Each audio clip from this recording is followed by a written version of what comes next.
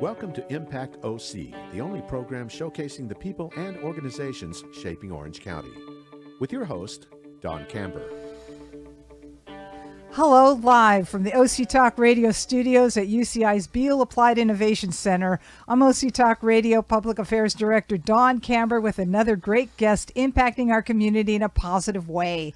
Today, I welcome the Moulton Company CEO, Jared K. Mathis. He oversees the Moulton Museum, which showcases Orange County's history through artifacts from the late 1800s Moulton Ranch pioneers, Lewis F. Moulton, and his wife, Nellie Gale. The property today comprises much of Laguna Niguel, Laguna Woods, Laguna Hills, Laguna Beach, Dana Point, and Aliso Viejo.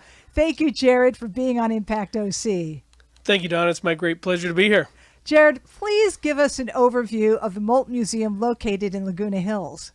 Well, the Moulton Museum, the intent is to honor Orange County history. Specifically, South Orange County is where many of the artifacts are from, and they are all a callback to what was the property that you just described that was known as Moulton Ranch, a 22,000-acre ranch that was neighbors to the Irvine Ranch, basically went from Irvine to San Juan Capistrano. And we've been able to collect a number of artifacts within our family over the last 125 years, and they all were available to us to bring back to Orange County, and we took the chance to do it. We never thought we'd be in the museum business, but here we are, and we're making the best of it. What kind of artifacts are in the museum? Oh, gosh, you name it. Anything from telegrams to buggies to rifles and to pictures to just notes in between all the old Orange County families, furniture, ephemera. We have jewelry, all sorts of farming implements. You name it, we've got it. Is it like you tell a story when you go in? Well, so our first exhibition is called 1874 Into the West.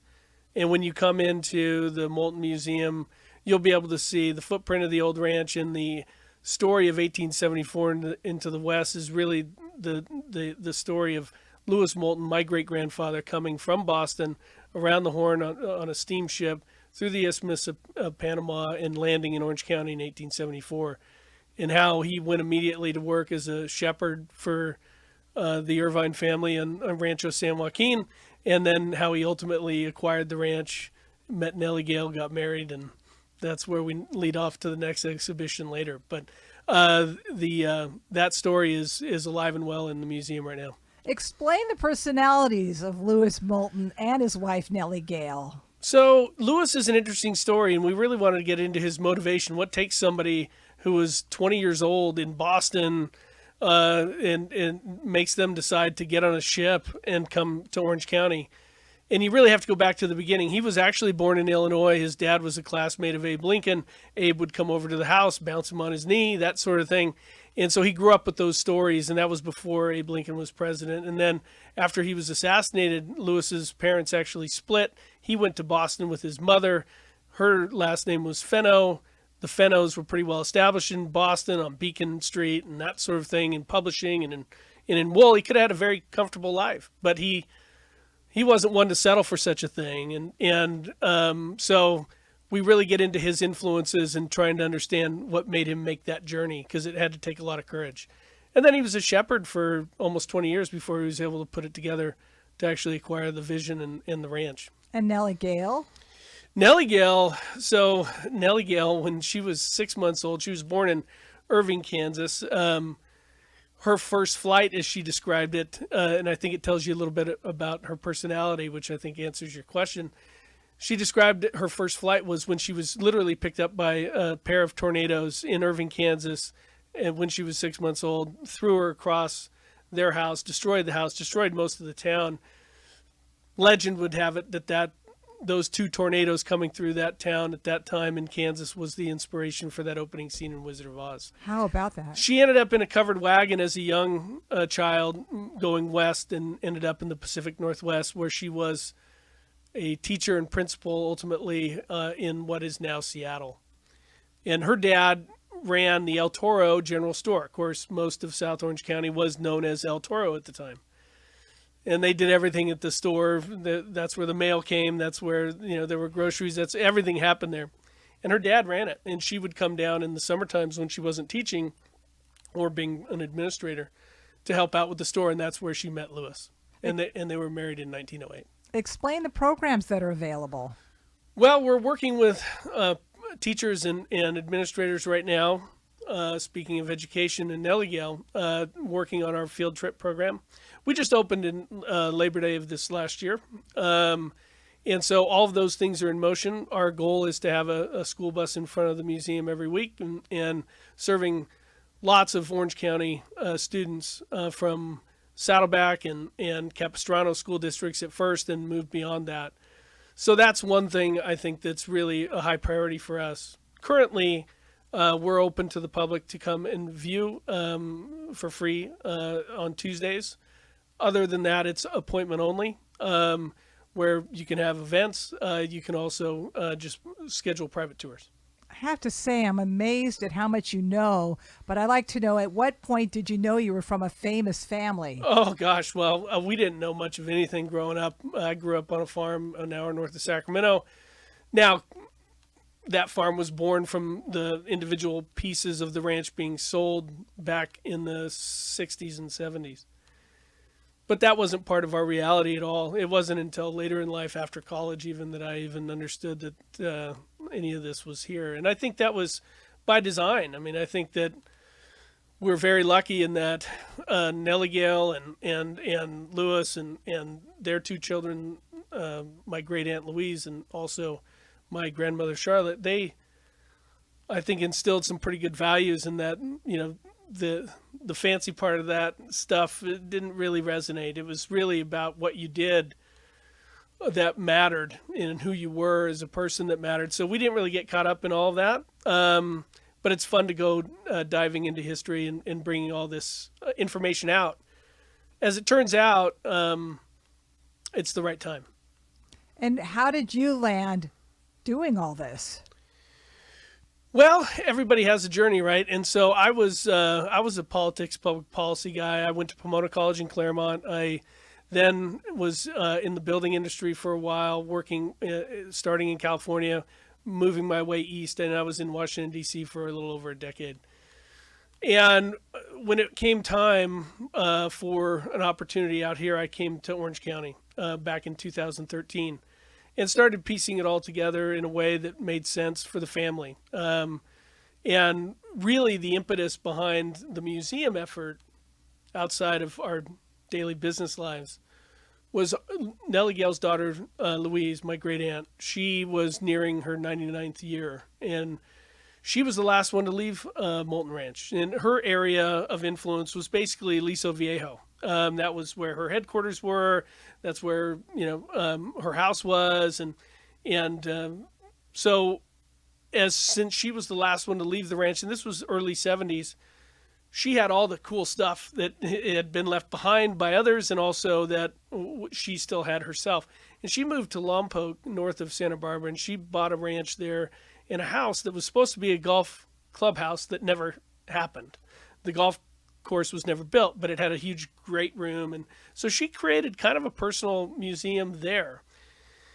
And the only hiccup in that plan was that she really didn't like to have visitors, so nobody ever really saw it. In fact, if family came unannounced, she said, "Thank you, you need to make an appointment, please, come back later." And she had 3 husbands and no children. And her last husband, unfortunately, was more of a real estate developer than a farmer, and he ended up rolling a tractor on himself and dying not long after they had moved there. So with no children, no husband, this stuff, all these artifacts just sat perfectly preserved for decades and decades and decades until we got towards the end of her life, and we said, what are we going to do with all of this stuff? And of course, at that point, we had no idea what we actually had. And the only answer was, let's bring it back home. Let's bring it back to Orange County, where I don't think her heart ever left. Many of her magazines in her area, like living area, were from Balboa Bay Club, and because I don't think any of the folks of Moulton family ever wanted to leave Orange County. Why would you? It was just the influences, taxes, water, all these things, and people in development made it impossible to keep the ranch where it was. And rather than be developers, they still wanted to be ranchers, which the family still is by and large. I'm the Yahoo in the city. So I grew up on a farm that still operates, and there's a number of farms that were born from it. So the long and the short of it is, transition made us make a decision. And I think we made the right one, because now all of those pieces are back where they came from. And it's also been a magnet for more pieces to follow, which is great. But you had to figure out how to encase things and display them properly. Right. Well, thankfully, I don't have to do that. We can rely on folks that graduated here locally from UCI, historians and archivists that we've been able to work with. Jennifer and Cindy Keel, they've been great with us for the last 7 years, archiving the whole collection and figuring out the best way to display these things. Now, as I've been talking with you, you talk about Aliso Viejo and all these different cities. That's all part of your family. Right. That was Dad's backyard, right? I mean, that was, and I get caught up in it a little bit sometimes when I'm driving and I see, boy, this is what they saw all the time, but except no houses and all of that sort of thing. But, progress is progress. What are you going to do? And nobody is complaining. We've worked out just fine, and we're just glad to be able to bring some of this back to Orange County in a way that kids and adults alike can learn what it used to be like, with real 100% accurate information. Nobody's telling this story for us. We can have the opportunity to tell it ourselves. But yet, by the same token, when people tell stories that could be wrong, you're probably like first to correct them. Well, it's nice to be able to have that opportunity now, because the family left in the late 60s, early 70s. And so many narratives that were created in our absence didn't have the opportunity to be challenged. So now we can.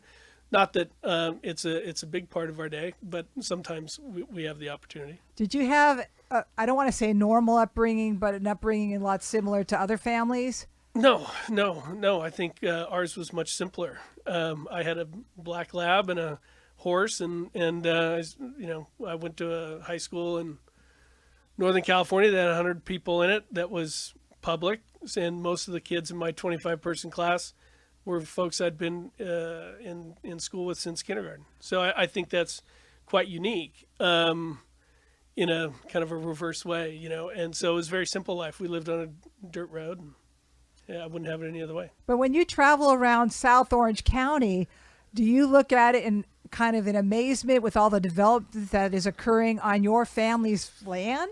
Sure, of course. Well, I brought Dad back before he passed. He passed in 2019, and I brought him down here in 2016. He hadn't been back.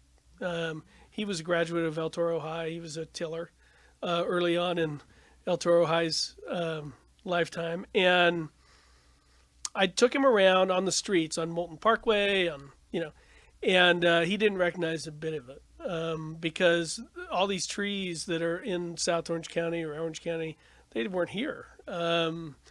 Much of the dirt has been moved. I mean, just to build Aliso Viejo, it took more dirt than they used to build the Panama Canal. So that changes things. But I took him to top of the world above Laguna Beach, and that was also part of the old ranch. The Laguna Canyon was the, I guess, northern border, up against Irvine Ranch. And then the property, Moulton Ranch, dipped behind Laguna Beach. But at top of the world, that was still ranch property. And when I got him up there and he could look back on Wood Canyon, he saw it. He could see what it was, and could start telling stories about what happened in those canyons and that sort of thing. So it just took a little bit of elevation. But from a street level, yeah, he could have been anywhere. He hadn't seen it. He couldn't see it.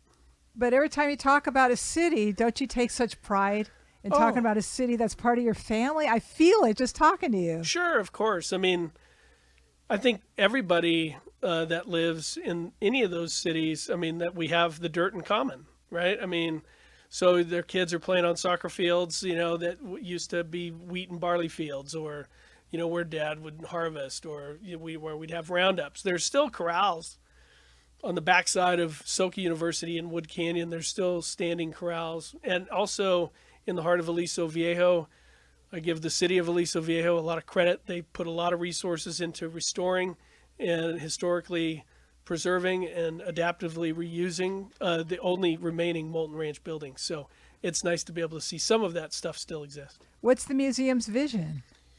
To keep doing what we're doing, to bring history to life and honor what we call pioneer spirit.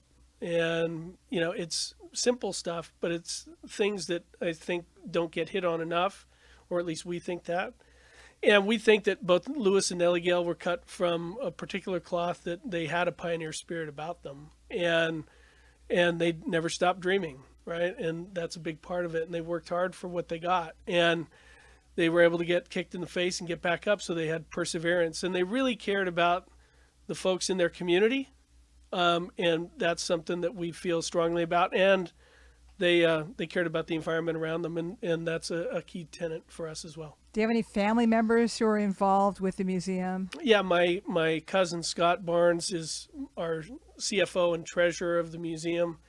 So we get to work with each other every day, and the family puts a lot of trust in us to not only handle our business affairs on the Moulton company side of life, but with the Moulton Museum, and we cherish that.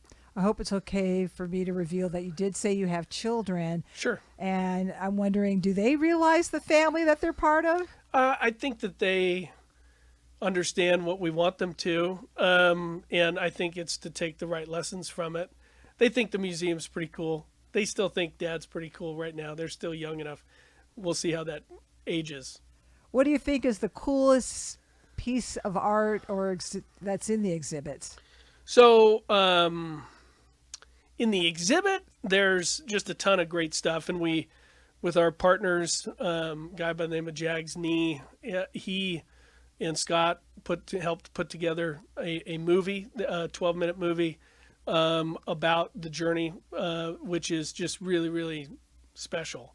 From a collection standpoint, the coolest story, I think, and I think we knew we were onto something, I got a call from my cousin in Lompoc, that ranch that Louise had, and this was after she passed, and he said, "Hey, I'm putting together a burn pile here of just a bunch of stuff I've pulled out of a horse tack room. But there's this tube, I don't know what it is, but I'll light it on fire unless you want to come, see it." Because he wasn't sure. And I said, "Just hold on to it, I'll be right there."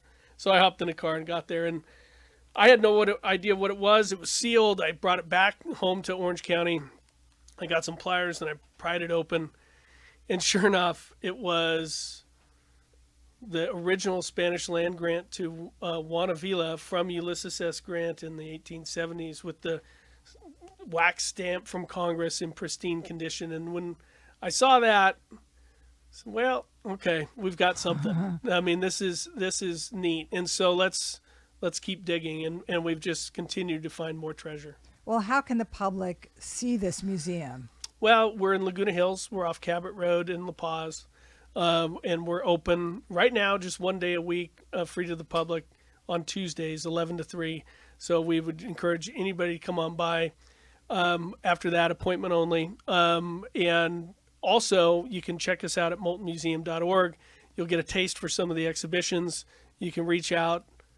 We also have a fundraiser right now that's going on called The Spirit of Giving, where we've got generous donors agreed to match any donation we get between now and the end of the year. So that's all available there too. So that's how people can either give back or interface with us in any way they want. That's pretty amazing that you have this incredible museum and you're bringing ranching to life through the museum. Yeah, we hope to. We hope to give people an idea what life was like. We're also bringing technology to things. We're working with our friends at Laguna College of Art and Design and some folks at Sony. We have the old blueprints of the old ranch house that is now where the Laguna Hills Mall was. That's where Nellie Gale and Lewis, that's where they had their headquarters. And we have the original blueprints that we've been able to create a 3D hologram out of. And we're creating a whole world where our mascot, which is a bull named El Toro, can interact, and it will latch onto your face. And if you move closer to it, you can look in the windows and see exactly what it looked like back in 1908 when the house was built. We're also making sure that every piece of every artifact in the in the museum can be attached to augmented reality. So with your phone or with an iPad, you can look at a picture and it'll jump out of the wall, or it will add more information. For instance, we're going to be able to teach kids how to send a telegram by latching on to the image of a telegraph machine, and then El Toro will come on and teach the kids how to send a telegraph to Moulton headquarters, and Moulton headquarters will send one back. And so everything, our goal is to make everything high tech as well.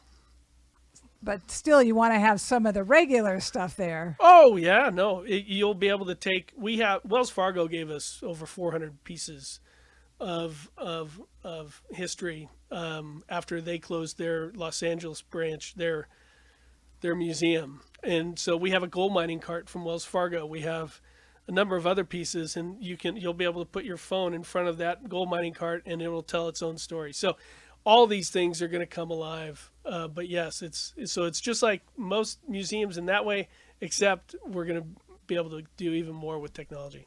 Thank you, the Moulton Company CEO, Jared K. Mathis, for being on Impact OC. And I thank everyone for tuning in. I'm OC Talk Radio Public Affairs Director Don Camber. Have an impactful day.